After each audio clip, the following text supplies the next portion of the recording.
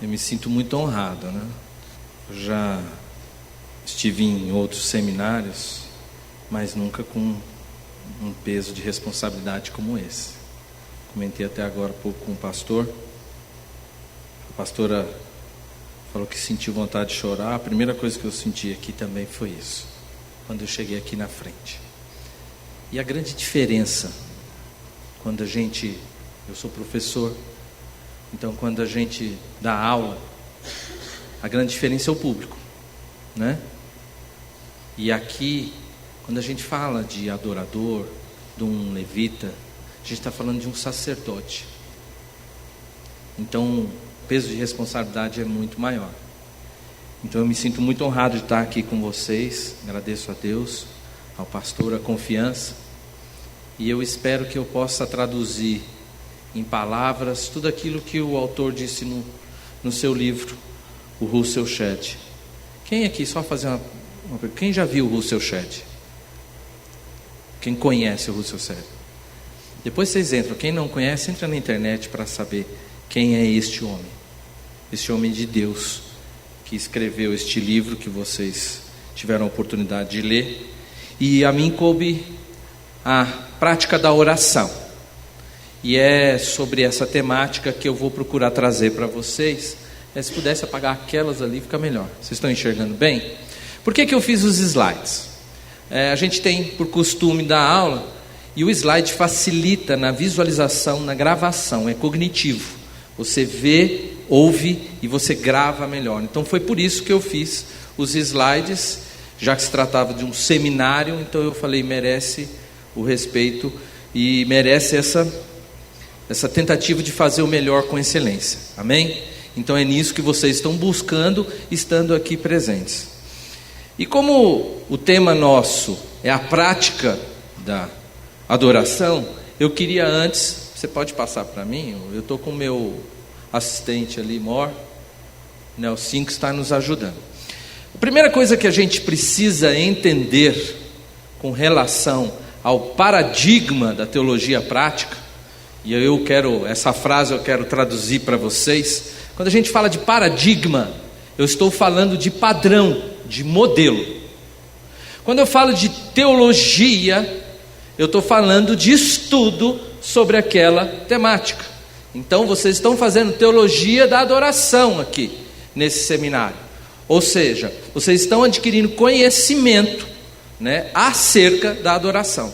E eu quero falar sobre esse paradigma da teologia prática e saber e tentar entender com vocês qual a diferença entre prática e praxis. Qual que é a semelhança em alguns pontos. E é isso que eu quero começar, para ficar mais claro para vocês, quando a gente falar sobre prática de adoração, sobre o que estamos falando. Então, o primeiro paradigma que a gente tem que olhar em relação à prática, pode mudar, é que a prática é a execução contínua de uma tarefa adquirida pela habilidade e cuja ação independe de qualquer reflexão ou raciocínio, ou simplesmente a aplicação da prática. Quer ver uma prática que nós costumamos fazer, muitas vezes a gente não se dá por ver? Por exemplo, escovar os dentes. Escovar os dentes você faz por prática, por habilidade que você veio adquirindo desde pequeno, e cuja ação de escovar os dentes, você não precisa de nenhuma reflexão, nenhum raciocínio para fazer. Você não escova o dente pensando, eu vou no terceiro molar superior, ou cadê o dentista aqui, para poder me instruir, e buscar ali identificar aquilo. Você não faz isso. Quer ver outra coisa que você faz pela prática, e muitas vezes você não desenvolve um raciocínio, uma reflexão? Dirigir. Quem aprende a dirigir aqui, vai lá no começo, né? Se bem que hoje tem carro automático, mas vai lá no começo, embreagem, freio, acelerador, trocar a marcha. Com o tempo, no começo você faz tudo pensando naquilo, né? Até no começo, quando você vai na autoescola, você entra lá, cheio de instruções, aí o instrutor fala, coloca o cinto, primeiro você começa, ajeita o espelho, aquela coisa toda. Depois, meu amigo, você vai no automático mesmo. Você entra e faz tudo aquilo, usando a sua habilidade e a sua prática naquilo. Ok? E aí você dirige sem precisar refletir nos movimentos ou nas ações que você faz em relação à direção. Ok? Você não pensa, falar, não, agora eu vou trocar porque os giros estão atingindo 2.000 giros, eu vou trocar para a segunda ou a terceira. Não, você não faz isso. Você simplesmente troca de marcha, né? Dá a seta quando vai girar. Você faz no automático. É até por isso que muitas vezes a gente negligencia algumas normas de segurança e acontecem acidentes. Por quê? Porque você está tão acostumado a fazer aquilo que você acaba às vezes passando dos limites em algum ponto e sofrendo um acidente por causa daquilo. Isso é a prática, ok? Agora, no paradigma dessa teologia prática, nós temos a praxis. Então, quando a gente busca a excelência em algo, a gente tem que buscar a praxis daquilo e não a prática. E o que é então essa praxis? É a execução contínua desta tarefa, adquirida também muitas vezes por habilidade, né, que você vai adquirindo no conhecimento daquilo, cuja execução, aí sim, depende exclusivamente de uma relação entre a ação e a reflexão, o raciocínio sobre aquilo que eu estou fazendo. Então vocês estão entendendo? Quando a gente examina então, qual é então a prática da adoração, você tem que ter em mente que na realidade eu não estou falando simplesmente da prática ou da sua execução em si sem um raciocínio, eu estou falando da praxis daquilo. Perceberam a diferença entre uma coisa e outra? Aí é que está o grande ponto, porque vocês mesmos estão aqui hoje buscando essa excelência em Deus, com relação à adoração, com relação àquilo que vocês colocam, e vocês já devem ter tido experiência na caminhada cristã, já ter visto muitos modelos de adoração, aonde a adoração era feita pela prática, ok? Você tinha ali um adorador, um músico, um cantor, que fez aquilo por o quê? Prática, conduziu aquilo por prática, não houve da parte dele na execução daquilo, nenhuma reflexão acerca da importância do que ele estava falando. Então, tudo isso é só para introduzir o que o Russell Shedd quis falar como prática da adoração, que é este refletir no ato que vocês estão fazendo, na ação, exatamente o que vocês estão fazendo, com que propósito vocês estão fazendo, com que intenção vocês estão fazendo. Então, vocês já devem ter visto muitos exemplos, né? Não vou julgar ninguém, mas de exemplos tanto de louvor como adoração que não chega no teto. Por que não chega no teto? Porque aquilo ali está sendo uma habilidade, uma prática, e não uma praxis da adoração. Então essa é a grande diferença. Então é nisso que a gente tem que buscar quando você fala em excelência na adoração, a praxis daquilo.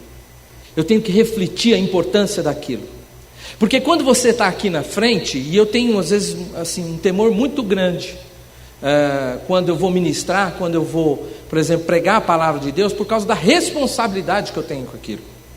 Uma palavra mal colocada pode significar um inferno para aquela pessoa. Então a gente tem uma responsabilidade. O adorador, o levita, tem a mesma responsabilidade. Ele tem que refletir exatamente, mesmo porque há ali um condutor de todo aquele fio de experiência, que é o Espírito Santo. Então normalmente eu tenho por praxis minha, quando eu vou pregar, muitas vezes eu peço em oração a confirmação do Senhor.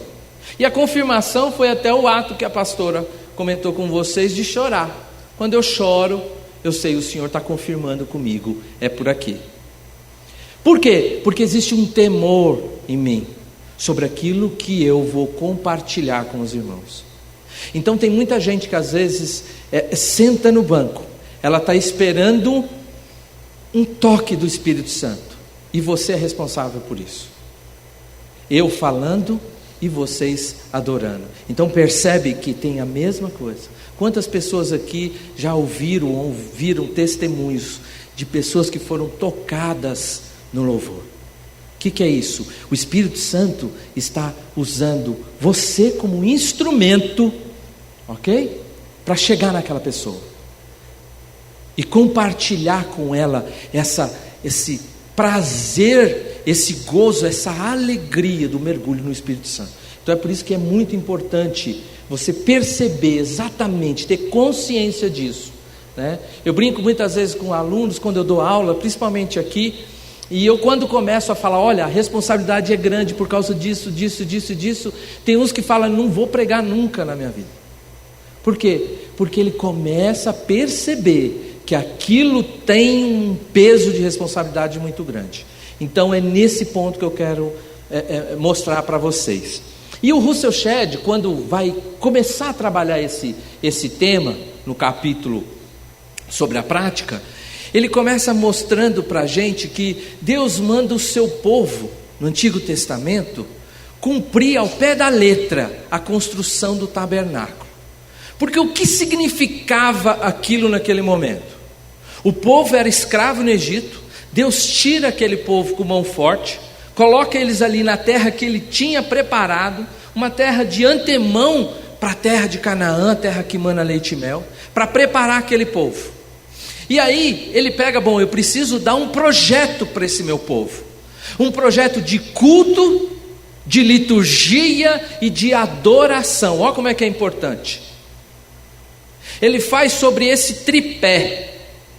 Na realidade, ele monta algo completo, uma proposta completa, porque ele dá a lei, ele dá um projeto de culto, de liturgia e de adoração, e ele dá um projeto de nação. Ele organiza aquilo lá, porque era um bando de escravos, que de repente era a nação de Israel. Tanto que ele fala, esse aqui é o meu povo, é a minha nação, não é? Então percebe que ele ali dá um projeto. Então para ele é muito importante que nós percebamos exatamente o que ele quer de nós, diante dele, em relação ao culto, à liturgia e à adoração. É por isso que o Russell Shedd diz assim, olha, que ele dá as instruções para Moisés com relação à construção do tabernáculo, porque o tabernáculo não era uma tenda lá, não era uma igrejinha que eles montaram, não. O tabernáculo era esse símbolo da relação do homem com Deus. Então o tabernáculo não significava só uma igrejinha, vamos congregar ali e sacrificar. Não é isso não. Ele estava dando aquilo como um símbolo da relação dele com o seu povo, através do culto, da liturgia e da adoração. E aí quando ele chega para Moisés e fala, olha, você tem que fazer isso, e ele fala assim, tem que ser segundo tudo o que eu vou te mostrar, exatamente, ipsis literis, você não pode fugir 1 milímetro da lei. Isso aqui é uma lei, eu estou te entregando isso, faça exatamente assim. Por que ele manda fazer exatamente daquele jeito? Não dá para ter um jeitinho, mas você não dá para pôr umas cadeiras de plástico em vez de ser acolchoada? Não, por quê? Porque o tabernáculo representa aqui na terra, ou representou aqui na terra, um modelo exato daquilo que era reproduzido no céu.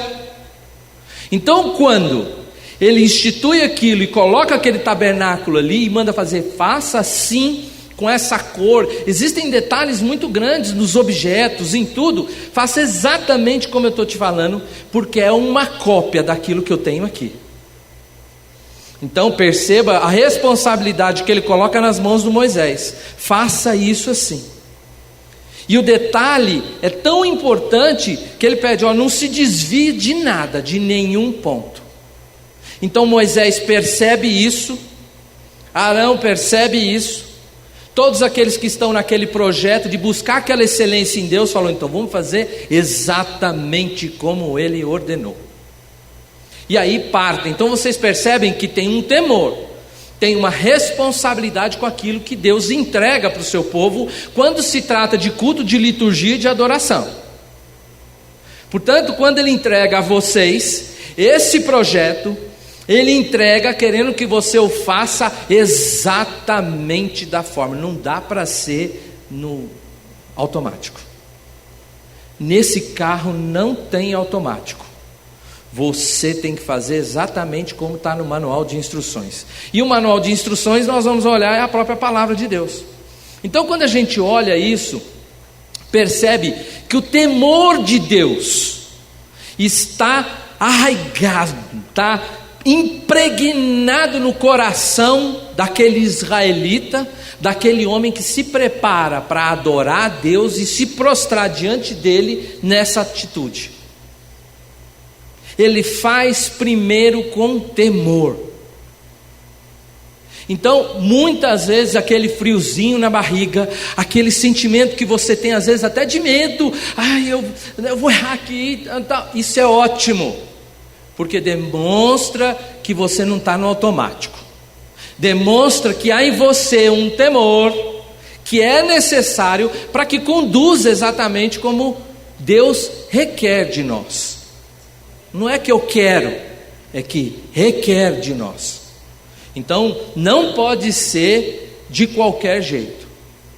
Eu costumo dizer, quando eu preparo aulas, vocês, assim, e para o levita, eu tenho a impressão que é a mesma coisa, porque eu enxergo isso como um sacerdócio.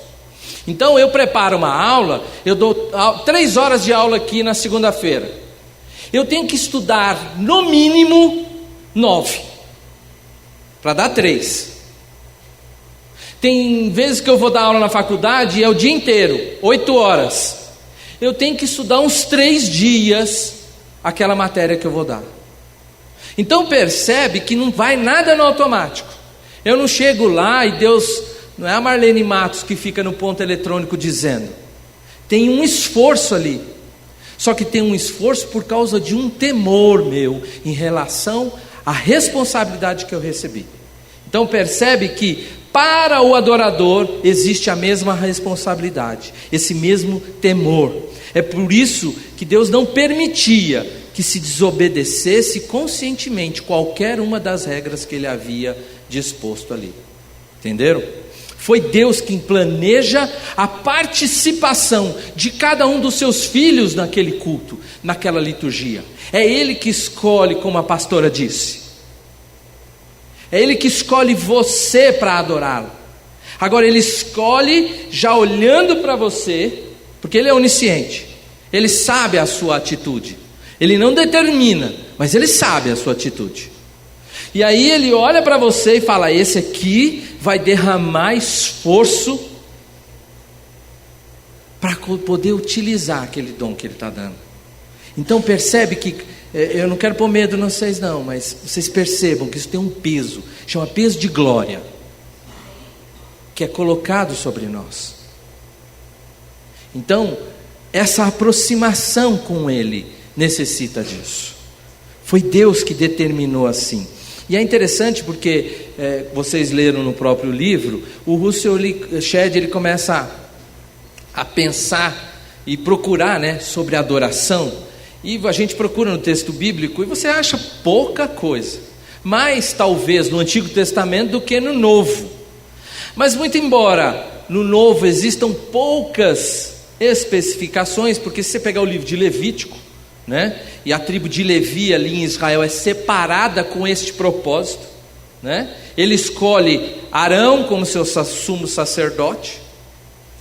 Esse Arão, junto com os seus filhos, são aqueles que vão cuidar do culto e da liturgia no tabernáculo, mas ele separa uma tribo e fala: olha, essa tribo, você vê, eles não têm nem terra, mas a tribo é separada com esse propósito. Então percebe que aquela designação de Deus, sede santos porque eu sou santo, para o levita ainda pesa mais ainda, viu? Por quê? Porque na sua história, na sua concepção, na sua criação, ele é colocado com esse propósito. Tanto que vocês já devem ter visto muito na palavra de Deus no Antigo Testamento, em batalhas, quem ia na frente? O levita. Por quê? Porque muitas vezes o peso da glória estava sobre ele e não sobre os guerreiros. Então, através daquela adoração, através daquele momento de confiança em Deus, Porque eles eram muito relacionáveis com Deus. Então naquele momento Deus muitas vezes intervia, não precisava ninguém nem brigar. Por quê? Porque Deus vinha e entregava a vitória para o seu povo. Então percebe que quem ia na frente? Agora, isso também não é motivo para que nós nos sintamos orgulhosos como levita, né, e achar que a gente está num nível superior. Tá não, porque eram os primeiros que morriam. Então, ok? Então não fala assim, não, mas eu sou levita. Cuidado, que você é o primeiro que morre. Então tem que ter esse senso, perceber isso.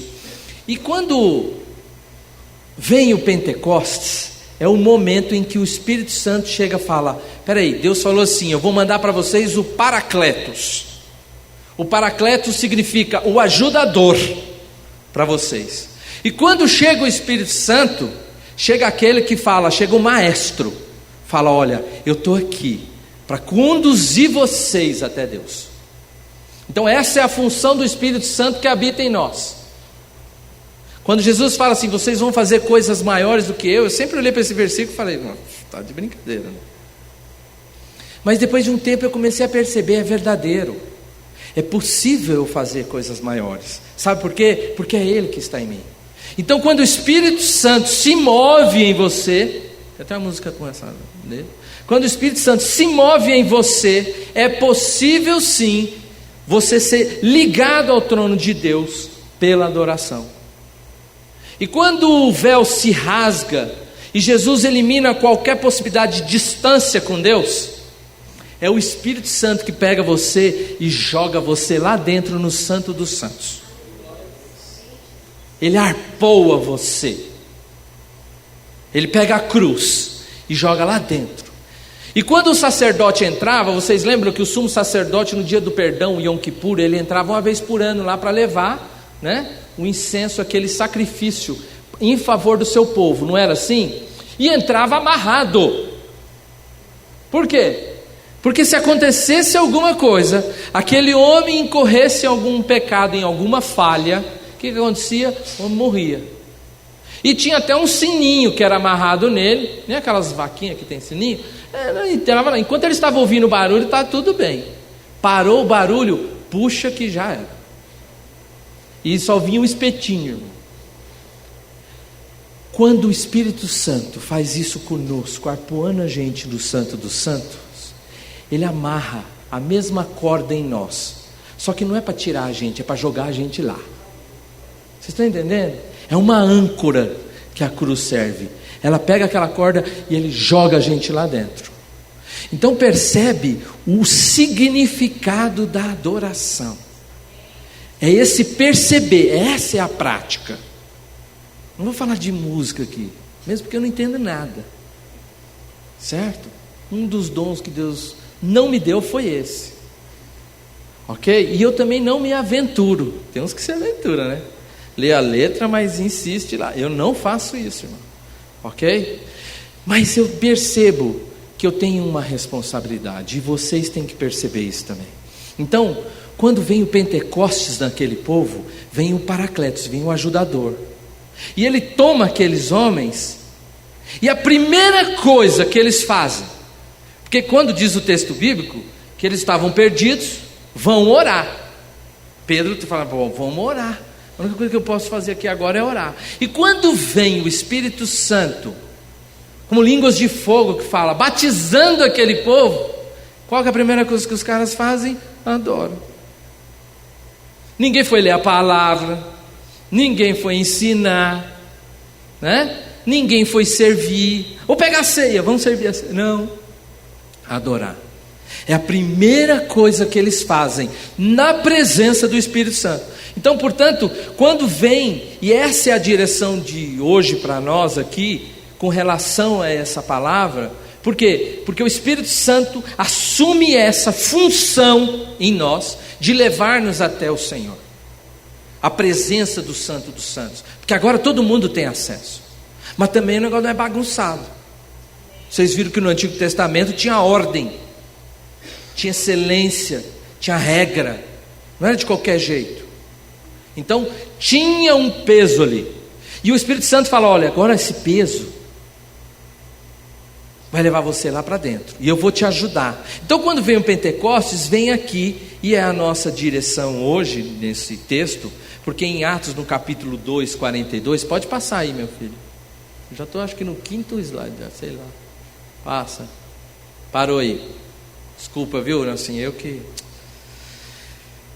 Quando a gente está no texto de Atos 2, e vem essa presença do Pentecostes naquele povo, né, porque era essa a festa, e o verso nos traz um esboço dos componentes desse culto primitivo, ou seja, as práticas que estavam sobre a tutela. Então a partir dessa prática desses apóstolos, dá para a gente ter uma ideia, uma direção, e a palavra de Deus, a Bíblia Sagrada é isso, ela é a direção, é uma ideia, daquilo que se entende como fundamento geral, ou seja, a base da prática da adoração. Por quê? Porque para manter esse paradigma, esse padrão apostólico, deve se aprimorar. Aí vem 4 questões importantes em relação à prática da adoração, e é o que o Russell Shedd, capítulo 6, depois vocês olham lá, vai pontuar para vocês, e eu vou tentar passar sobre esses 4 pontos. Quais são? O aprimoramento do ensino, primeira coisa, ensino da comunhão, da celebração, e o celebrar, olha, percebe que ele vem depois da comunhão, né? Porque não dá para celebrar com quem não tem comunhão. Dá? Você convida alguém que você não conhece para uma festa? Não. Então é preciso, é necessário a comunhão, a celebração, no caso a nossa ceia, que é aquele rememorar daquele sacrifício, e por último a oração. E é interessante, perceba a ordem, vem ensino, comunhão, celebração e oração. Percebe que a oração ela vem por último. Sabe por quê? Como um ato de humildade. Porque muito embora eu já tenha conhecimento para ensinar, muito embora eu já tenha comunhão para compartilhar, muito embora eu já celebre com os meus irmãos a alegria de Cristo, eu preciso sempre me colocar diante de Deus em uma atitude reverente. Então percebe que mesmo eu estando aqui no nível, eu tenho que me colocar aqui. Quem quer ser o maior, que seja o menor. Essa é a lógica disso tudo. Então quando você atinge um nível que você fala assim, eu cheguei num nível de excelência a Deus, é aí que você deve o quê? Abaixar. Paulo, o grande apóstolo de 1,5 metro, era um homem escolhido por Deus, era um homem que tem sucesso onde todos os outros apóstolos fracassaram, todos, não teve um dos 12, e ele é aquele que é escolhido por Deus para cumprir a obra que ele queria. Um homem preparado, né? Escolhido na tribo de Benjamim. Benjamim era a tropa de elite, de Israel. Era os top 5 ali. Então era Benjamim. Qual que é a única tribo que fica com Judá quando separa o reino? Benjamim. Ficam 10 do outro lado. Só precisou de Benjamim. Vocês estão entendendo o nível deles? Então, tribo de Benjamim. Dupla nacionalidade. Ele era judeu e tinha cidadania romana, tinha pleno trânsito em qualquer parte do reino, falava 4 línguas, estava bom, né, para aquele período, né? Male eu falo inglês, não imagina 4. O homem falava 4, para quê? Para pregar a palavra em todo lugar. Um homem que tinha estudado aos pés de Gamaliel, que foi a maior autoridade religiosa do tempo dele, quer dizer, conhecia tudo de Bíblia. Ele era o cara. Mas Deus coloca sobre ele um peso enorme. E um dia, com aquilo, você imagina Paulo com um peso no ombro. Uma doença. Aquele homem orando. Ele ora uma vez, não é curado. Ele ora uma segunda vez perguntando: Senhor, qual o propósito? E quando Deus fala para ele, ele ora a terceira falando: obrigado, porque este espinho na carne me lembra toda hora que eu levanto a mão ali na igreja que eu não sou nada, que o Senhor é tudo. Vocês estão entendendo? Aquele cara que era o máximo, Deus lembra ele toda vez que, imagina ele levantando a mão: levanta todo mundo que eu vou abençoar vocês. Só que quando ele levantava a mão, doía as costas dele. E ele lembrava: eu sei, Senhor, porque eu só sou isso porque o Senhor é em mim, senão eu não era nada. Então percebe que esse homem mantém esse padrão de humildade diante de tudo. Pode mudar, meu filho? Então nós vamos olhar esse... Alô, câmbio? Câmbio, alô? Pode trocar aí? Obrigado. Esse modelo, esse padrão apostólico de adoração. E aí ele está baseado nesses 4 pilares: o ensino, a oração, a comunhão. Vou colocar na ordem porque aí não tem ordem, né? O ensino, a comunhão, a celebração e por último a adoração. Está anti-horário aqui, né? Eu fiz e nem percebi. Então percebe que é dentro disso que eu quero falar com vocês. Só que antes eu queria mostrar para vocês como Deus os escolheu. Vocês não estão aqui por acaso, gente. Nem eu estou aqui por acaso. Ninguém caiu aqui de paraquedas. Não foi cegonha que trouxe vocês. Ok? Foi o Espírito Santo. Uma das coisas que eu sempre ensino em teologia é o seguinte: quando a gente ensina acerca de Deus, você não está aprendendo sozinho, Ele está sentado aí com você. E Ele que te trouxe quer que você chegue num determinado nível de relacionamento com Ele. Então Ele é quem está te ministrando. Diz o texto bíblico, pode passar, filho, 1 Pedro, olha só. E eu vou até fazer uma paráfrase aqui desse texto bíblico aqui, ó. Vocês viram o que eu fiz na vida de vocês? Vocês já viram como eu transportei vocês muitas vezes nas minhas mãos, nos momentos mais difíceis que você teve na sua vida? Vocês perceberam que quando foi necessário, eu os carreguei, porque você não conseguia mal andar, e os trouxe para junto de mim. E aí ele fala: agora ó, me obedeçam fielmente, guardam essa aliança. Isso não é um contrato onde existe responsabilidade ilimitada. A aliança é um contrato onde a responsabilidade é ilimitada, ou seja, ela vai até a morte. É a mesma aliança de um casamento. E fala para você: olha, você é meu tesouro pessoal. Eu não morri pela igreja, eu não morri pelos levitas, eu morri por você, pelo indivíduo. Então você é meu tesouro entre todas as nações. E embora tudo seja meu, a terra é minha, tudo que há nela é meu. E Paulo fala um texto que eu gosto muito, né? Todas as coisas foram criadas por Ele, todas as coisas são sustentadas por Ele, e se Ele tirar a mão tudo desaba.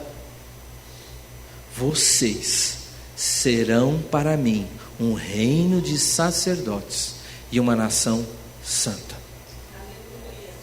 Então todo esse grupo seleto que está aqui foi separado hoje para Deus falar para vocês: olha, vocês são os meus sacerdotes. Quando eu os coloco aqui, eu os coloco com este peso de sacerdócio. Você não é um músico, você não é nem levita, você é um sacerdote que é colocado aqui para me adorar. E aí é tão interessante que ele reforça isso.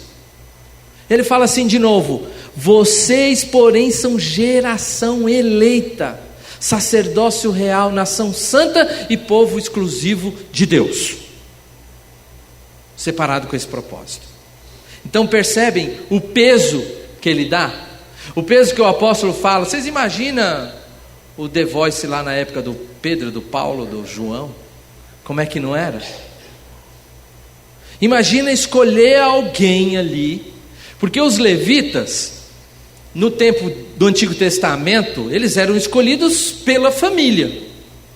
Então o pai era levita, né? O filho era levita, o neto era levita, até a empregada era levita, escravo. Então era a família que era separada.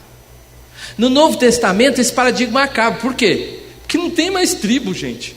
Todo mundo é tribo. Não existe mais Israel. A igreja é Israel. Então percebe que quando chega nesse ponto, Paulo fala: olha, vamos distribuir isso aqui segundo o dom de Deus para cada um. Só que isso aqui não é bagunçado, não. Deus chamou uns para apóstolos, para bispos, para pastores, para presbíteros. E aí ele vem elencando uma série de coisas. Então nesse ponto, ele equipara todo adorador, todo levita ao pastor. Ok? Então não era qualquer um, não. Quem sabe tocar aqui que dá para tocar? Não era desse jeito, não, gente. Então ele vinha e separava. Aí a gente começa a perceber então que a adoração e doutrina se apoiam mutuamente. Por quê? Porque quando eu falo do didaquê, da doutrina, do ensino, vai estar ali, por quê? Porque se for vazio um culto oferecido na ignorância, na prática, sem saber exatamente quem eu estou adorando ali, como e por quê, para também não cometer erro, né? Pisar em cima do negócio ali. Então você sabe que às vezes, dependendo da situação, o caminho, a separação é muito breve e vai dar quilômetros de distância do alvo, né? Então percebe que é muito importante que a doutrina, ou seja, o ensino, a instrução, e aqui não significa conhecimento, é praxis, até na instrução. Porque quando eu dou aula, quando eu estudo, eu não estudo para adquirir o conhecimento, eu estudo para adquirir sabedoria, discernimento, porque é Ele que me dá o conhecimento. Vocês estão entendendo a diferença? Ela é sutil. Deus não me separou para mim, por exemplo, dar aula na faculdade de uma matéria. Até já me chamaram para dar aula no curso de administração. Eu fiquei com medo, porque eu falei: rapaz, eu vou chegar lá, não tem esse diferencial, que é ensinar algo que eu não vivo. Então, para que eu faça isso, eu preciso, primeiro, para que meu culto não seja vazio, na ignorância, aprender a doutrina. A doutrina, ela é muito importante por causa disso. Então percebe que uma coisa está ligada à outra. Por quê? Pode passar assim. Porque a adoração transcende a simples contemplação, não é? Eu vou lá cá, né, adorar o Senhor como contemplativo. Isso aí quem fazia era filósofo, que contemplava, né? E a partir daí fazia pergunta. O filósofo é bom fazer pergunta, mas ele não respondia uma. Então ele partia dali e falava: quem criou tudo isso? Então, quer dizer, isso era uma atitude de contemplação. Agora, a doutrina também supera a simples instrução, né, do conhecimento. Não, ela supera isso. Ela passa também essa barreira, assim como a adoração passa. Então percebe que as duas são similares nesse ponto. E é por isso que Deus quer, e Jesus convoca seus discípulos para quê? Para discipular as nações. Pode passar, filho. Mateus 28. Ele chama-nos para quê? Para que a gente vá e pregue o evangelho. Não estou falando que vocês têm que ser pregadores, professores, não é isso, não. Ele deu o tom de vocês, levitas, adoradores. Mas é importante que aquela adoração saia com consciência do evangelho que vocês estão levando. Está entendendo? Não dá para mim levar algo que não é vivo em mim. Isso é praxis. Então, tudo aquilo que eu estou tentando dar para vocês hoje, vem focado nisso. O primeiro passo desse batismo representa esse compromisso. Não é assim? Essa declaração pública de fé, não, eu fui separado para isso. Então, quando você já levanta a mão, fala, eu fui separado para isso, já tem uns 3 anjos do teu lado, fala, opa, então vamos ver agora. E agora? Em seguida, Jesus ordena aos apóstolos que ensinassem os futuros discípulos. Vai, faz discípulo. Uma das funções de Jesus, e não só quando ele cura, quando ele liberta, é ensinar. Jesus era chamado de quê? Mestre, rabi. Por quê? Porque ele ensinava. E lembre, não tinha Bíblia naquela época não, era oral. Agora vocês imaginam adquirir o conhecimento que esses apóstolos recebem de Jesus durante o tempo que caminham, e é muito pouco. E aí de repente chega a responsabilidade sobre eles, e fala, agora vai, ensina. Não falou, vai lá, toca a música lá. Não, vai lá e ensina.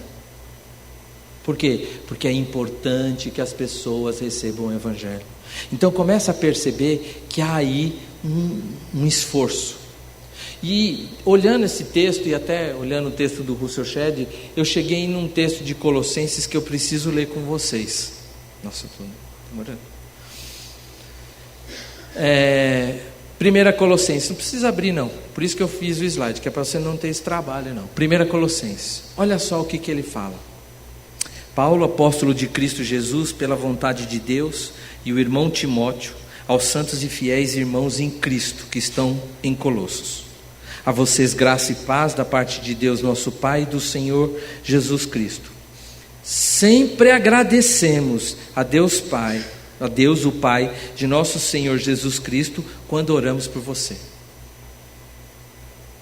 Então, tenho certeza absoluta que poderia ser aqui, em vez de Paulo, o apóstolo, o pastor Moisés escrevendo para vocês. Sempre agradeço quando eu oro por você. E aí ele continua, pois temos ouvido falar da fé que vocês têm em Cristo Jesus e do amor que têm para com todos os santos, por causa da esperança que está reservada aos céus. E aí ele vai. E aí ele fala assim, que também nos falou do amor que vocês têm no Espírito. Ou seja, esse amor que é o fio condutor seu no Espírito Santo. Aí percebe, aí ele fala assim, ó, pode passar, filho.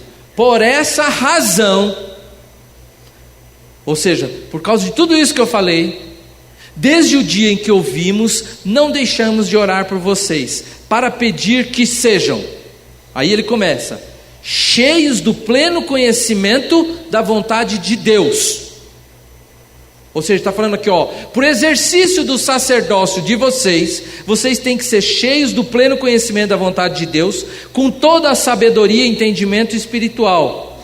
E isso para que vocês vivam de maneira digna do Senhor e em tudo possam agradá-lo, frutificando em toda boa obra e crescendo no conhecimento de Deus e sendo fortalecido pelo seu poder.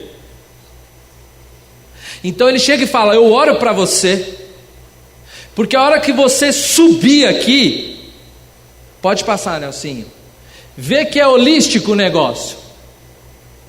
Eu quero que você seja cheio do pleno conhecimento da vontade de Deus. Eu quero que você tenha com toda a sabedoria o discernimento, que é o quê? Aquele da vertical, não é o conhecimento horizontal, o da vertical, aquele que vem dele, a sabedoria e discernimento para viver de maneira digna, para frutificar em boa obra, para crescer no conhecimento de Deus, sendo fortalecidos por causa desse conhecimento pelo seu poder. Aí ele continua, para que você seja mais cheio do conhecimento de Deus, com toda a sabedoria e discernimento, que viva de maneira digna, que frutifique. Não tem fim isso nele, não tem fim, porque quanto mais você adquire esse conhecimento da vontade de Deus para a sua, para a nossa vida em comunhão, mais você adquire sabedoria e discernimento. E quando você tem sabedoria e discernimento,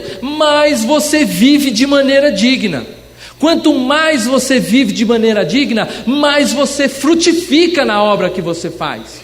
E quando você estiver dando muito fruto, aí você vai crescer no conhecimento de Deus.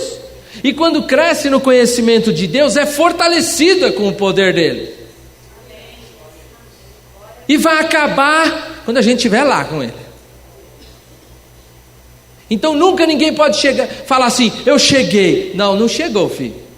Não chegou porque nós estamos rodando em círculo. Quando estava fazendo faculdade lá em São Paulo, eu fiz análise de sistemas lá, e a faculdade era hebraica brasileira, então era de judeu, né? E uma vez perguntaram, quem foi Moisés? Aí um engraçadinho falou assim, foi o maior corretor de imóveis de todos os tempos, porque ele levou o povo durante 40 anos para ver um monte de areia. Mas na realidade, eles andaram em círculos. E percebe que Deus não deixou ninguém chegar lá em linha reta. Por quê? Porque não dava para chegar aquele escravo que saiu do Egito na terra que ele prometeu. Não dá para você e eu chegarmos do jeito que nós somos hoje diante dele. Nós precisamos viver nesse caminho do conhecimento dele, nesse caminho sem fim, até a gente chegar lá. Uma hora a gente chega, irmão, não desanima não. Então a doutrina dos apóstolos, esse conteúdo dos evangelhos, tudo aquilo que Jesus falou, olha, eu quero que você seja assim, a tua essência seja essa. Um cara, Paulo, chegou e traduziu para a gente em linguagem acessível, porque não dava para entender. Ele tinha que falar uma parábola. Às vezes algumas ele explicou, outras tem ninguém até hoje tentando entender, e já se foram 2000 anos. Então percebe que há uma necessidade dessa busca. Não dá para adorar sem a busca do conhecimento de Deus. Por quê? Porque é holístico. Ok? Tem essa função. Esdras dizia assim, não lembro que versículo era não, também não guardo versículo, eu guardo o essencial. O texto diz assim, que Esdras tinha preparado o seu coração para buscar na lei do Senhor, para cumpri-la e para ensinar. Olha só o professor Esdras, 3 pilares. Ele buscou na lei, ele cumpriu a lei e ele ensinou. Jesus, quando prepara aqueles homens e despede, manda lá os 70, vai lá, prega o evangelho da esperança, e compartilha com as pessoas. O que aqueles homens estavam fazendo? Discípulos. O que vocês fazem quando vocês adoram? Discípulos. Quantas pessoas no ministério da pastora, no decorrer dos anos dela, buscaram a pastora e chegaram nela e falaram assim, eu quero ser um levita. Por quê? Porque ele viu você e falou, eu quero isso aqui para mim. Está entendendo?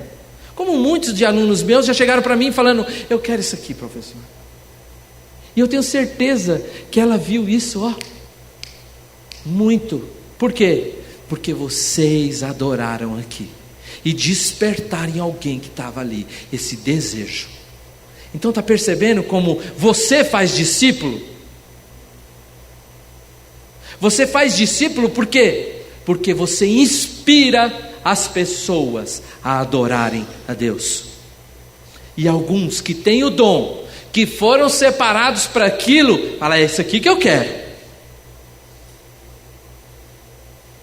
Eu não quero para brilha, brilha estrelinha, não. Eu quero porque eu sinto no meu coração esse desejo de adorar. E é através de vocês. Então percebe que o adorador é um discipulador. E por que é então importante o ensino e a busca do conhecimento para essa prática, essa praxis da adoração reflexiva, que raciocina, que sabe pregar com aquilo que vocês estão cantando. Olha que coisa poderosa, gente. Vocês já perceberam? Tem letra que liberta, tem letra que cura. Por quê? Porque é a palavra de Deus. E está entendendo? Está entendendo, irmão? Está saindo da sua boca. Eu tive uma experiência uma vez com um músico, eu achei muito interessante. Eu tinha um amigo que era da igreja e ele era maestro lá na banda da Polícia Militar. E ele levou uma vez lá na igreja que eu congregava, um cara que tocava harpa. Não, mas o cara tocava harpa, gente. Não era harpinha, não. Era harpa. Quando aquele homem tocava, parecia que era um anjo que tinha descido ali. Falava, cara, que negócio lá é demais. E eu comprei um CD desse homem. E aí teve um dia que eu me vi envolvido numa situação espiritual, uma batalha espiritual. Gente, eu ainda não era pastor, não, era presbítero lá na coisa. E aí o que aconteceu? Eu orei, minha mulher orou, ungiu, fez tudo, mas o bicho não queria ir embora. Estava um negócio feio lá mesmo. E eu estou ali sem saber, o que eu vou fazer? Aí eu já estava pensando, bom, vou chamar um pastor mais ungidão aí, né? Porque não está funcionando. E Deus vira para mim e fala assim, põe o CD. Gente, eu falei, cara, é o CD. E era aquele zinão antigo, né? Sabe aquele zinão inário, não tinha nenhuma musiquinha novinha não. Para a direita, para a esquerda, não tinha não. Era aquele zino antigo. Gente, eu pus aquilo lá, parecia que o céu tinha descido com aquele negócio. Então vocês percebem o peso que tem? O peso de discipulado que vocês têm quando vocês tocam aqui? Quando vocês cantam, ministram um louvor de adoração a Deus. E Deus, oi. Não pode, por favor, pastor. Eu não estou me contendo. É tão profundo, porque na verdade, olha o que ele trouxe para nós e nos passa despercebido. Quando nós estamos lá em cima cantando, nós estamos pregando a palavra em melodia. Imagina o tanto que isso é profundo, pregar a palavra em melodia. Os instrumentistas, vocês estão pregando a palavra, dedilhando, tocando. Os sonoplastas, vocês estão pregando a palavra quando vocês liberam um bom som para que os levitas proclamem. Então isso é muito profundo. E é assim, eu tenho essa experiência que é tão interessante que muitas vezes, muitas pessoas chegam para mim e perguntam assim, pastor, por que às vezes o céu desce e tem hora que não estou sentindo nada? Por quê? Porque eu falei, precisa ter um clima, o negócio não é assim. Você está entendendo? Vai namorar uma menina, você não chega aqui, vamos lá. Não é assim. Você chega com um jeito. Então precisa ter um clima, conquista. E Deus espera o que da gente? Conquista. Exatamente. Deus, olha, eu preciso sentir a tua presença. Não dá para mim subir aqui sem o Senhor falar, ok, eu estou contigo, eu vou. É por isso que toda vez que eu vou pregar, enquanto eu não choro antes, não adianta.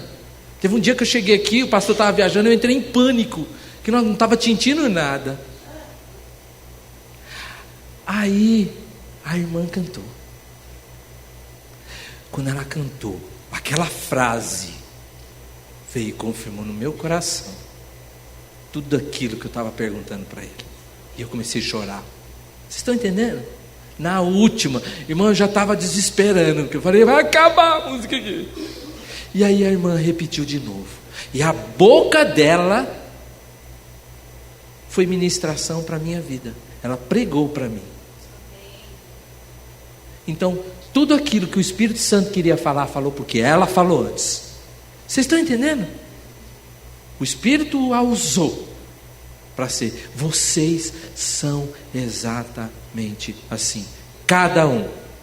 Não tem o top 5 ali, não. Irmão, não tem, não. Somos todos iguais diante dele.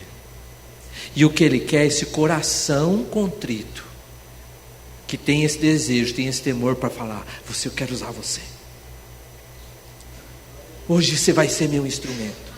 E não existe na face da terra melhor gozo, prazer ou alegria do que ser instrumento de Deus. Não exige. Foi isso que Salomão buscou a vida inteira. Ele falou: tudo isso que eu tive, tudo isso aqui, isso aqui é tudo vaidade. Eu só fui pleno a hora que eu fui cheio dele. Então vocês não têm a saída, viu, irmãos?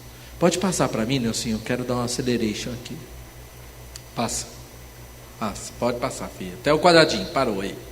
Então percebe que essa adoração transcende a contemplação. Ela deve ter a qualidade que conduz o cristão a um culto verdadeiro. Agora, não estou falando qualidade aqui no exime aplicação das técnicas musicais, não é isso, nem da vocal, não é isso não. É a qualidade espiritual. Eu pus qualidade aqui que era até para provocar esse sentido em vocês. Porque muitas vezes a gente busca a excelência de fazer a apresentação e esquece da qualidade espiritual. Ok? Eu não posso pregar sem antes deixar no altar minha oração, meu jejum. Isso é qualidade espiritual. Não é uma técnica muito boa no instrumento ou na vocalização, não é isso não. É a qualidade espiritual, então transcende. Assim como na doutrina, ela deve instruir, visando auxiliar o irmão no relacionamento com Deus. Então é por isso que vocês pregam cantando. Então, vocês que criam isso. Já foram alguma vez em palestra? Às vezes tem algumas que você chega, apesar de ser pastor, vocês já viram alguma que chega e já começa na lata? Assim, começou, ó irmão, não tem nem oração, o negócio vai a seco. O que acontece? É conhecimento. Não flui o negócio. Não dá. Por que louvor é antes? Porque são vocês que criam esta atmosfera favorável ao Espírito Santo. E buscam Ele. Para quê? Para levar. Vocês não são doutrinadores quando fazem isso, gente? Quando favorece que um irmão que está lá no fundo ali, o cara está, aquele dia ele falou, não, eu vou arrastado. Chegou aqui, ele está de mal com o mundo. E aí você canta uma música que o bicho desaba. E ele pede perdão. E ele se reconcilia. Então você é um doutrinador, discipulador daquele homem em relação a Deus. Você fez o quê? Você ligou aquele homem, conectou ele de novo no trono. E aí o Espírito Santo usa você, vou voltar lá para o começo, para pegar o arpão, a âncora e jogar aquele cara lá dentro de novo, no altar. No Santo dos Santos. Por quê? Você adorou com qualidade, doutrinou. O segundo aspecto, e eu vou até passar rapidão, passa aí para mim, irmão, é a comunhão. Gente, isso aqui é um negócio incrível, porque junto com o serviço da palavra, com essa doutrina, com o ensino, com tudo isso, a história reserva para a igreja o quê? A comunhão. A praxis do evangelho é a comunhão. É na comunhão. Tem um texto, Provérbios, acho que é 27 e 17. Eu lembrei desse, só porque eu falei ontem. Mas 27 e 17, depois você olha lá. Você nem está aí no slide, não lembrei agora. Que diz assim, que ferro com ferro se afia. E assim também o seu irmão para contigo. Ou seja, o ferro para afiar com outro ferro precisa de quê? Atrito. Então não dá para mim afiar-me aqui sozinho. Eu preciso de você, irmão. Preciso de você. Para quê? Para mim crescer. Mas aí já é um paradoxo, Já é uma coisa que é contrária à ideia, Porque mesmo mesmo sentido que tem que nos une, pode nos afastar. Não é? E a gente, como vive num mundo egoísta hoje, qualquer coisinha já se afasta. E Deus quer que esse evangelho seja vivido na comunhão. Lucas diz respeito à comunhão, quando ele fala, olha, os crentes ficavam juntos com uma família e tinham tudo em comum. De tudo em comum, não quer dizer que eles se repartiam a casa, repartiam os bens com as pessoas, não era isso não. Tinha tudo em comum, porque eles compartilhavam todas aquelas alegrias e dificuldades uns com os outros. Ia um com o outro afiando e crescendo no conhecimento, na graça, tanto de Deus quanto dos homens. Aonde você acha esse versículo? Lucas 5. Fala de quem? De Jesus. Ou seja, Ele quer para nós aquilo que Ele quis para Ele, que a gente crescesse. E o laboratório disso é a comunhão dos santos. Então essa comunhão, passa para mim, essa palavrinha grega aí, koinonia, denota esse pensamento homogêneo dos que se dizem cristãos e fazem parte de um mesmo corpo. É uma convivência, é uma edificação, um crescimento mútuo. Não dá para crescer no alto da montanha como um eremita no meio da caverna lá. Só dá para mim crescer aqui, exercitando amor, relacionamento. E outro dia eu falei isso na escola dominical, porque é a comunhão que nos leva à unidade. Não dá para o olho dizer para o ouvido, eu não preciso de ti.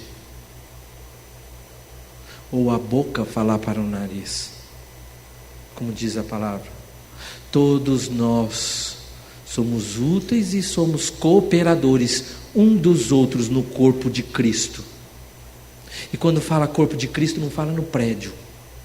Fala de algo humano, algo que tem vida. Corpo de Cristo é vida, uns e outros. Unidade. Não dá para dois caminharem. Por que Deus pede sempre para um estar com o outro? Não é? Laço de duas dobras, não é? Por quê? Porque quando um cai, o outro puxa. Quando um fraqueja, fala, não dou conta. Não, vamos, irmão. Eu vou com você. Eu puxo você. E um dia você vai estar fraquejando. E ele vai falar, eu vou. Vocês estão entendendo? É por isso. E na igreja somos muitos. Aí fala, não, então cada um tem o seu. Mas não dá, porque às vezes eu preciso do exercício do conhecimento de um outro irmão. Eu vou dar um testemunho aqui.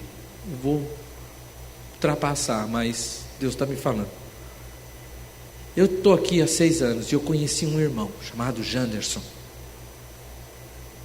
E nós passamos 6 anos nos relacionando pouco. Mas aprove a Deus nos aproximar através de um ato. E naquele ato, na escola dominical eu falei, naquele ato eu vi que eu sou um com Ele. Por quê? Porque eu o amei como a um irmão. Vocês estão entendendo? E hoje nosso relacionamento é muito melhor. Por quê? Porque eu passei esses anos afiando com Ele. E Ele comigo. E hoje a gente está junto. Estão entendendo? Ele pode ter uma dificuldade, eu posso ter uma dificuldade. Estamos juntos. Aí essa frase funciona. Então percebe que é isso. Perseverar. Pode passar, filho. Volta, desculpa. Esse aí já está lá na frente. Perseverar na doutrina. E na comunhão. E no partir do pão. E nas orações. E quando ele fala aqui esse partir do pão, ele está falando desse partir de tudo aquilo que a gente recebe dele. Ele não é o pão? Não é esse o pão que a gente divide aqui? É esse o Cristo que a gente tem que dividir entre nós. e nas orações. Então, andarão dois juntos se não houver entre eles acordo. Ou seja, nós precisamos superar qualquer dificuldade que tenhamos com aquele irmão para poder caminhar, para poder estar no propósito de Deus. Então, andar juntos é uma expressão usada na Escritura como a representação da comunhão. Enoque andou com Deus e já não era, pois Deus o tomou para si. Você está entendendo esse cara? Esse cara andou com ele. E andou tanto, que ele agradou tanto, que ele não morreu, gente. Olha, meu, o salário do pecado é a morte, todos pecaram, carece da glória de Deus. Mas ele é Deus, ele gostou desse cara, falou, você não vai morrer. Andou com ele. Ou seja, a importância. E quando você olha lá no texto de Hebreus, é tão interessante que essa é a expressão da fé do Enoque. Pela fé, Enoque não foi achado transladado. Traduzindo, Enoque andou com Deus. A fé do Enoque era a prática de relacionamento com Deus. Toda a fé que você encontra no texto de Hebreus 11 está relacionada a uma atitude diante dele. Não é assim? Abel ofereceu sacrifício agradável. Ou seja, a atitude de fé dele foi o quê? Ofertar. Vocês estão entendendo? Todos os exercícios de fé de Hebreus 11 é um processo de atitude. Então a comunhão é esse processo de fé, de atitude. E é por isso que eu separei só esse trecho aqui. Pode passar, filhinho. Pode passar, meu filho. Pode passar. Oi, parou ali. Olha só. Para que todos sejam um, como tu, ó Pai, és em mim, e eu em ti, que também eles, esses rapazes e moças, homens e mulheres que estão hoje separados aqui na Shalom, sejam um em nós, para que o mundo creia que tu me enviaste. Você está entendendo? Ele está chamando você para ser um com ele, para no momento da adoração, no momento do louvor, você pregue a palavra e fale, creia no Senhor. Olha que coisa fantástica. Através disso, você mostra o amor de Deus. Através disso você mostra, esse Jesus é verdadeiro, esse Jesus cura, salva, liberta, através da sua adoração, que tu me enviaste. E aí ele fala, ó, e eu dei-lhes a glória que a mim me deste. Nossa, eu fico até. Vocês têm esse peso de quê? De glória. Como nós somos um. Eu neles, tu em mim, para que eles sejam perfeitos em quê? Unidade. E para que o mundo conheça que tu me enviaste a mim, e que os tenha amado, a eles como tens amado a mim. Pai, aqueles que me deste, quero que onde eu estiver, também eles estejam comigo, para que vejam a minha glória que me deste, porque tu me amaste antes da fundação do mundo. Pai justo, o mundo não te conheceu, mas eu te conheci, e eles conheceram que tu me enviaste. Você conheceu que Jesus foi enviado pelo Pai. Joga isso fora não, nas labaredas da prática, no caminho do aperfeiçoamento técnico, e perca a essência de que Ele colocou isso em vocês. Ele está em vocês. Quase finalizando já.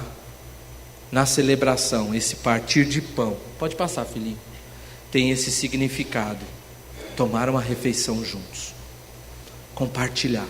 Quer ver o negócio mais comum no texto bíblico? É judeu comendo, não é? Toda hora eles têm um motivo para comer, certo? Por quê? Compartilha. Eu gosto muito do texto Mateus, quando Jesus, eu até falei para vocês, enviou os discípulos. Ele fala assim, ó, vocês não levam alforje, não levem comida, Não precisa levar roupa, não levem utensílios, nada. Aliás, vocês podem ir até descalços. Sendo que o descalço era significado de quê naquele tempo? Escravo. Vai lá, bate na porta e fala: Shalom, de Deus para todos vocês. Aí você pergunta: peraí, vai bater um mendigo na minha porta? Que o cara, quando abria aquilo, até assustava. Você é algum apóstolo? Né? E chega para mim e fala: olha, eu vim te oferecer o evangelho, eu vim te trazer o shalom de Deus. O cara fala: meu amigo, você que está precisando, não sou eu não. E aí olha a pegadinha do negócio. Deus falava: quem compartilhar com vocês a refeição, porque os caras, ou eles faziam isso, né? Ninguém chegava com palavra de julgamento: olha, vocês se arrependam, senão vocês vão para o inferno. Não, porque senão eles não comiam, gente. Eles tinham que chegar lá e falar: shalom, paz, prosperidade. E aí aquele homem falava assim: eu abro a minha casa para te receber, para compartilhar com você a refeição. E aí ele falava: mas é você que está recebendo o grande presente. Estão entendendo? Quem abria o seu coração e falava: vem cá, compartilha comigo, eles falavam: então eu trouxe para você o evangelho. Você percebe isso? A presença de Deus aqui na tua casa. Ia embora. Então, partir o pão, celebrar, é isso, é compartilhar essa alegria de Deus, descobrir esse gozo, esse júbilo.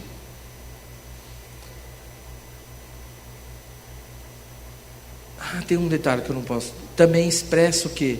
A fé em Deus. A fé que tudo que eu preciso, eu dependo dele. Quanto mais eu sei ser dependente, e eu consigo, né, superar essa ansiedade que às vezes nos toma e quer nos tirar do caminho, quanto mais eu consigo isso, quanto mais eu compartilho com os irmãos, quanto mais tem comunhão, mais eu me sinto cuidado por Deus, mais eu me sinto guardado por Ele. Está entendendo? Por quê? Comunhão, amor, relacionamento de irmãos. Está entendendo? Essa semana aconteceu um negócio comigo. Eu vou num congresso. E aí eu disse assim para minha esposa: bem, eu só tenho um terno. E o terno é um terno riscadinho. Ele falou, eu falei: está tão usado que até os riscos já sumiu. Tem um aqui, tem outro aqui. E eu falei: preciso comprar um terno para ir nesse congresso. E eu comentei com ela e deixei. Falei para ninguém. Aí eu estou lá em casa, toco o telefone. Atendi o telefone. Falou: aqui é da Freire Shoes. O senhor ganhou um sapato e um cinto. Falei: opa, já tá, começou. E eu não tinha dinheiro, gente. Aliás, eu não tenho. Não, vou pedir oferta, não precisa se assustar. Aí o que aconteceu? Eu peguei, opa, beleza, já fiquei feliz, né? Agrada-te do Senhor e Ele vai satisfazer os desejos do seu coração. Aí passou mais alguns minutos e eu tô lá. E aí eu já falei para a Márcia: vou lá tomar um banho, vou lá buscar a benção. E aí eu tô lá no banheiro, já entrei no banheiro, toco o telefone de novo. Eu falei: oh meu Deus. Aí fui lá: pois não, aqui é da Camisaria Colombo, o senhor ganhou um presente. Aí como ela falou Camisaria Colombo, eu já gritei lá no banheiro: ganhou, né? Ela falou: mas a pessoa pediu para não falar para o senhor quem é. Eu falei: mas eu sei. Aí a mulher: não, o senhor sabe? Eu falei: eu sei, Deus me deu. E aí a mulher, desliguei e a Márcia já perguntou, gritou lá: o que foi, meu bem e tal? Eu falei: não, ganhei também, acho que uma camisa. Eu falei: o negócio está ficando bom. Aí eu falei: só que eu vou lá antes, né? Aí fui primeiro no shopping. Cheguei lá no shopping, cheguei para a gerente. E aí a gerente veio e falou: não, olha, o senhor pode escolher, o senhor ganhou o terno, a camisa, a gravata, a meia, até a cueca. Eu falei: nossa! Tudo, o senhor pode escolher. Aí eu escolhi lá, rapidão. 2 minutos, eu sou bom para escolher. Não demorei nada, não. É esse aqui, tá, pronto, já montei lá, beleza. Aí quando a mulher estava aguardando lá, a gerente virou para mim, nossa, que bacana, né? Eu falei, nossa, eu estou muito feliz, né? Aí ela falou, isso que é fé. Eu falei, não, filha, não é fé, não. É que eu sirvo a Ele. E aí Ele se preocupa comigo. Aí a mulher começou a chorar. Eu falei, é diferente, não é questão de ter fé, é questão de servir o Senhor. E Ele se preocupa com você. Então percebe que isso vem com o quê? Com comunhão. Vocês estão entendendo? Comunhão. Amor.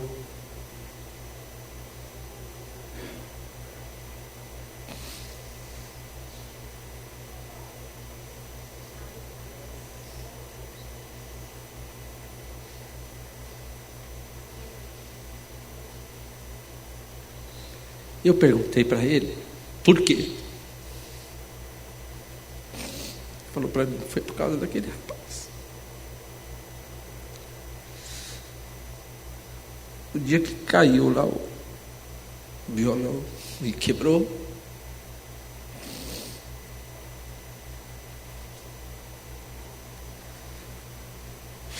me doeu tanto no coração, eu amei ele tanto.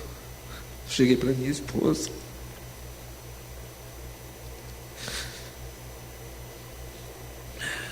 e eu estava muito preocupado com o valor, e eu tenho uma máquina fotográfica. Aí eu falei para ela, bem, você deixa eu vender? Aí ela falou, vende. Eu falei, então eu vou vender, porque não me importa ter uma máquina, mas o meu irmão precisar de mim. Vocês estão entendendo? Amor, comunhão. E quando eu perguntei por que ele me deu tudo, foi porque eu amei ele. Porque naquele momento eu quis estar no lugar dele. Não é uma questão de trocar de lugar. Cristo trocou de lugar no nosso. Ele morreu no nosso lugar. Quando ele virou para mim e falou assim, o que eu faço? Eu juro, eu quis, quase que eu falei, eu subo para você. Por quê? Porque eu o amei. Quando Deus conduz as coisas na comunhão, você passa a perceber que o mais importante de tudo é isso que você cria com cada um. E você, ninguém mais nessa igreja, você é esse fio condutor desse amor. Percebe que muitas vezes, quando o som bate no coração, ele traz consigo um peso. Perdoa, viu, Janderson, mas eu tinha que falar, porque você foi muito importante para mim. Eu não queria expor, mas eu amei você. E eu amo. Assim como muitos eu tenho um carinho grande aqui. Talvez não tenha por outros, porque eu não conheço. Mas o que eu posso dizer para vocês é que eu quero ter comunhão com vocês. É esse Cristo. E aí, para encerrar, o quarto elemento que o Lucas fala é que isso tudo só pode ser ligado em oração. Porque a oração é essa expressão de adoração com o Pai, o falar com Ele, o colocar diante de nós tudo aquilo que nós às vezes desejamos, queremos e até que não.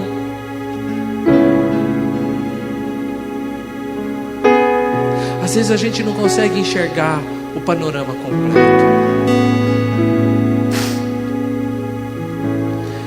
A gente olha de baixo, gente. A gente não consegue enxergar de cima. Tem ponte para... Não é terapia, é um outro. De um filme que fala a respeito de um acidente. No Chile, caiu numa ponte, morrem 12 pessoas. E tem um padre nesse filme que passa o filme inteiro tentando descobrir por que isso. E ele passa a estudar a vida de cada um e tenta entender por que morreu uma criança, um outro padre, uma moça que ia casar. E ele olha na cidade inteira e ele não encontra a resposta. O filme não dá a resposta, o filme mais chato do mundo, porque chega o fim e você não sabe que foi o mordomo que matou, porque o mordomo não aparece. Aí termina o filme, nos créditos aparece uma cena. A gente acha que pô, esse cara esqueceu esse negócio nessa cena aí, nos créditos. Aparece um tapete. E o tapete ele é filmado de baixo assim. E deve ser um tapete persa, eu nunca vi um tapete persa, mas deve ser um tapete persa. Porque ele é costurado à mão, né? E ele é cheio, você já viu um tapete assim? Não é esse tapete que eu tenho lá em casa que é feito na coisa, lá é pintado. Não, tapete costurado à mão. E aí ele olha por baixo assim, a cena mostra a câmera mostrando aquele tapete, você vê um monte de fios, de tranças, de linhas desconexas, cores que não combinam, nada a ver. E aí some aquilo. Sabe que esse cara errou, deixou essa porcaria ali. Por fim ele mostra um tapete de cima. E aí você vê uma obra de arte e um monte de fios que por baixo já são desconexos. Às vezes a nossa vida em Deus é assim. Você olha, ela não dá para entender por que tem isso. Por que essas coisas se ligam? Mas um dia, como Paulo fala, um dia nós vamos ver como Ele nos vê. Nós vamos olhar de cima, vamos ver na nossa vida essa obra de arte que Ele fez em nós. Isso vem na prática da oração. Quanto mais nós adoramos, nós nos achegamos naquele. Lembre-se, o que eu queria que vocês guardassem de tudo essas palavras. Eu sou um instrumento que pega o irmão, amarra ele e joga ele lá no trono. Eu sou o responsável, o instrumento de Deus para na adoração pegar o meu irmão e jogar ele lá. E queira Deus que o dia que eu suba seja o dia que Ele mais precisar na vida. Queira Deus, o dia que eu esteja aqui, Ele ter entrado pela porta e falado: Deus, fala comigo. Quantas vezes você em desespero entrou aqui pedindo: fala comigo. E Ele pega numa canção que você canta, fala. E quando você fala, você amarra aquele homem, amarra aquela mulher numa corda e joga lá dentro, o santo dos santos. E quando aquela pessoa cai ali, gente, aquela pessoa que não é meu, o que é isso? Jesus, repreendido. E quando aquela pessoa cai ali no santo dos santos, ela cai no colo do Pai. E aí Deus vira para você: obrigado, deixa comigo. Vocês estão entendendo? Esse é o papel de vocês. Essa é a prática que vocês têm que ter na adoração. Vocês são esses apoiadores de gente como Ele. Então façam isso com Deus. Façam isso refletindo toda hora. Você fala: sou eu. Irmão, eu estou falando muito com você. Você foi instrumento de Deus.